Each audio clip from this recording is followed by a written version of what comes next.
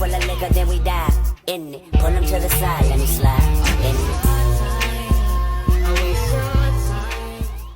Alright, SmackDown for June 21st. The show started with a CM Punk promo, basically bragging on how he got rid of Drew McIntyre, and it was interrupted by Paul Heyman, who was begging him to leave because of the bloodline. They were focusing on him because he said the show was from Chicago. I think it was from Chicago. And they were saying it was their town when he was saying it was his town. It was a moot point because they came out there to mess him up anyway, but Cody Rhodes came out to make the save. After that was the Money in the Bank qualifier match for the women's. It was Bianca Belair versus Michin versus Chelsea Green. Triple threat match, and it was won by Chelsea Green, followed by Drew McIntyre, who came back. Everybody thought he had quit the week before, or earlier in the week on the other show, Raw. But he came back and he had CM Punk on his shoulders, knocked out. He took him out to the audience, dropped him on the ground, and then he took off the bracelet that CM Punk was wearing and he put it in his pocket, leaving people to wonder what was that he took off of him, which we found out later was a bracelet. After that, Tama Tonga versus Carmelo Hayes versus Randy Orton in another triple threat match for the Money in the Bank qualifier, which was won by Carmelo Hayes, which was an upset because, well, I ain't gonna say an upset, it was unexpected.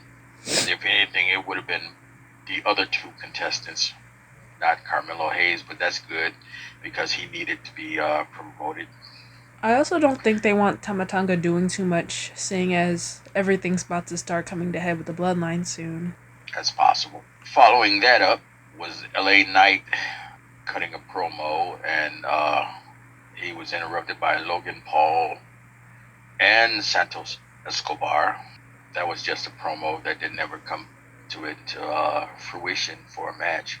After that, Kevin Owens versus Andrade versus Grayson Waller. That was another Money in the Bank qualifier match, but it was interrupted by the Bloodline.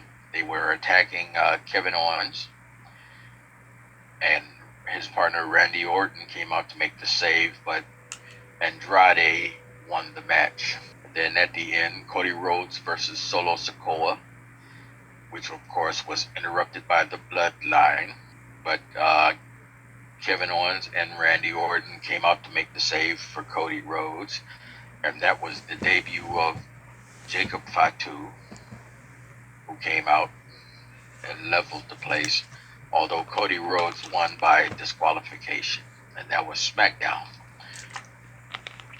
Then come Monday with the Raw, Drew McIntyre opened the show and cut a promo.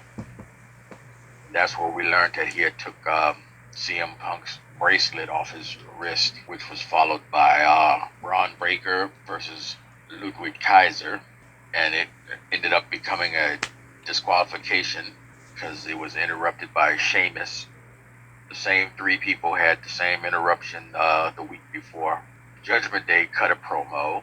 Then after that, there was a match between Lyra Valkyria versus Shayna Baszler versus Kairi Sane.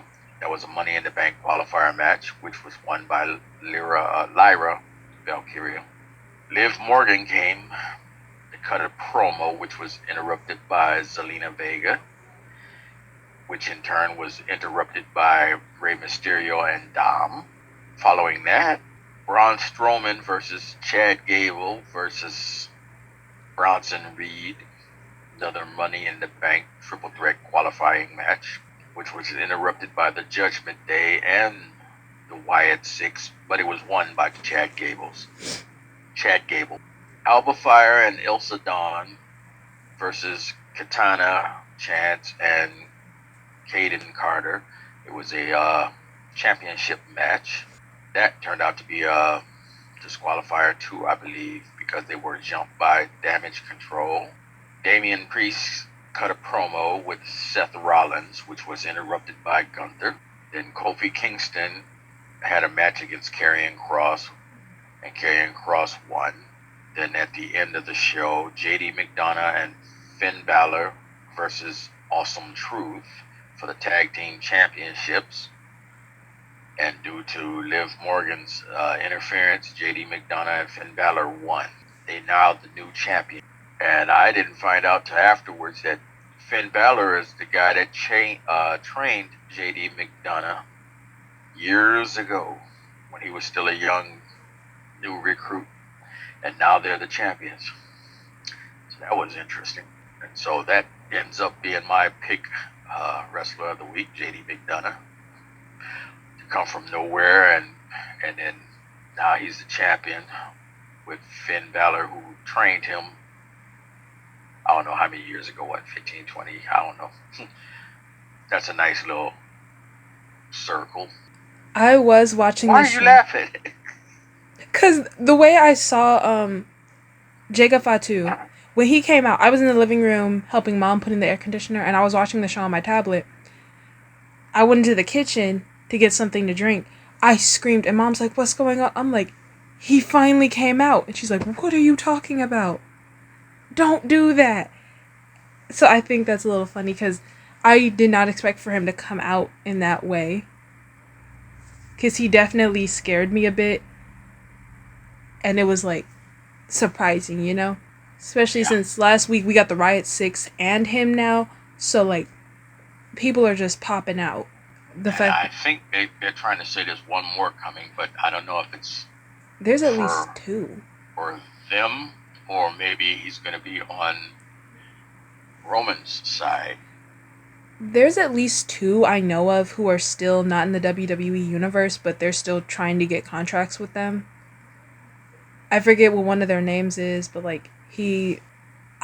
Dang, I don't know how to explain who he is. I've seen the videos. I have an idea. Okay. And then the Judgment Day. I have some theories about what I think is about to happen with the Judgment Day. And the Judgment Day is about to fall apart. One... It's been threatening that for a while. It's just a matter of when. No, yeah, but, like, the cracks are becoming more and more prevalent, especially... We don't know what Dom is thinking. Dom has been acting really shady with Liv Morgan. Also, from, like, what I've seen is... what is his name? Finn Balor. Finn Balor. I don't trust Finn Balor as far as I can throw the man. That man, he is meeting up with Liv Morgan. I'm betting he went to that hotel room and we don't know it. He keeps getting somewhat mixed up with her. You're doing things. And you're being messy. Wouldn't it be funny if he's slowly taking control of the Judgment Day? If he is... And pushing Priest out, he's taking control. Since him and his boy got the tag team championship belt.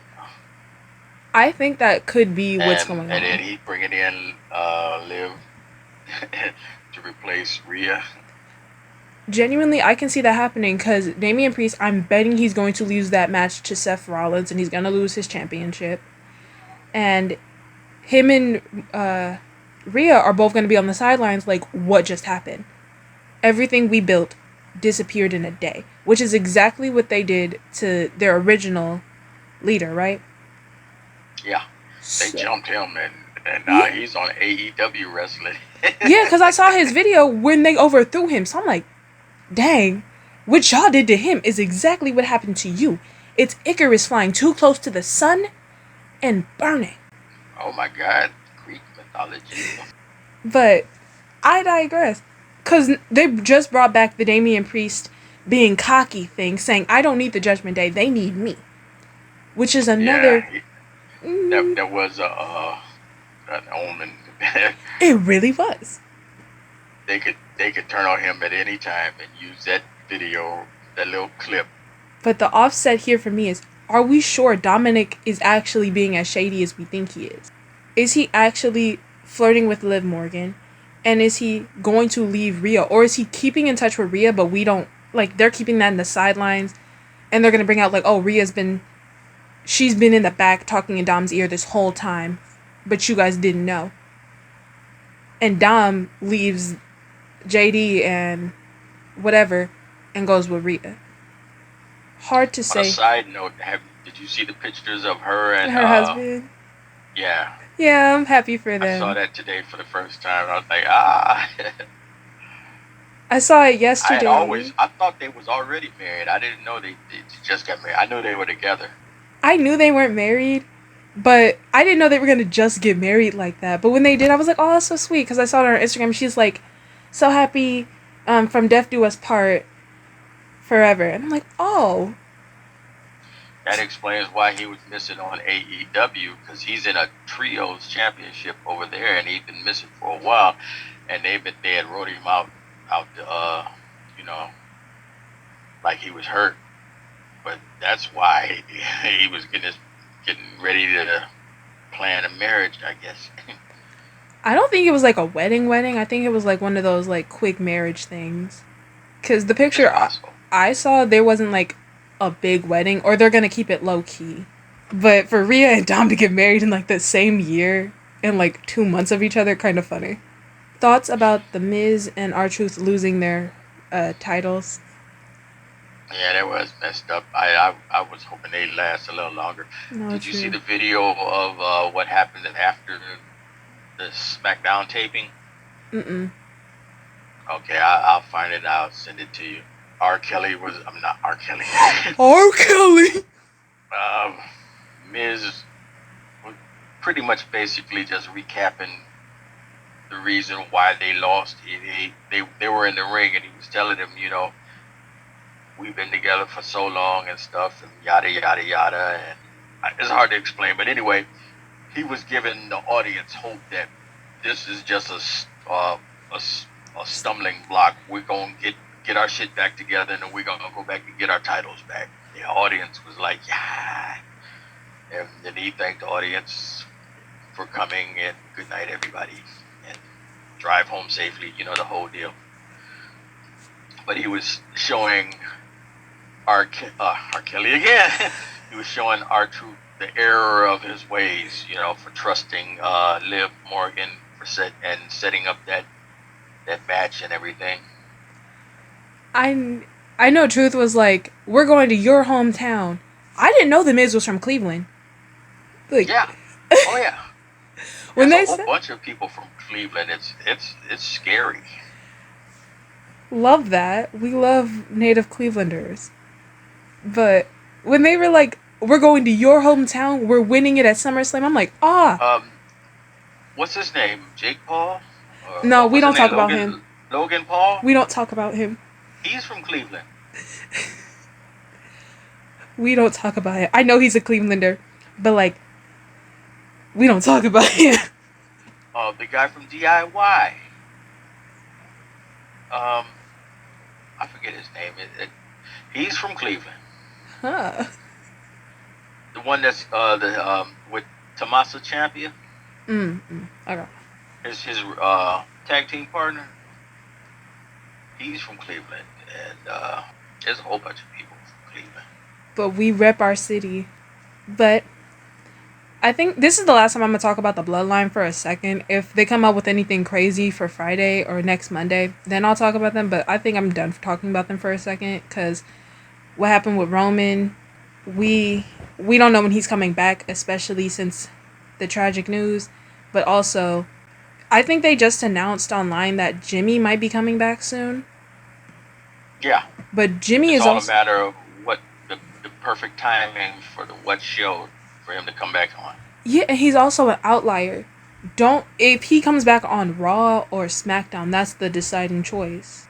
And also, I would like to see him as like his own person for a minute before hitting back in with Jay. Because we've seen Jay be his own person. We need to see Jimmy as his own person for a second. Instead of just pushing them together so quickly, I want to see them doing their own things. And see how they developed as their own. Before reuniting. Yeah. Cause I don't want the simple life.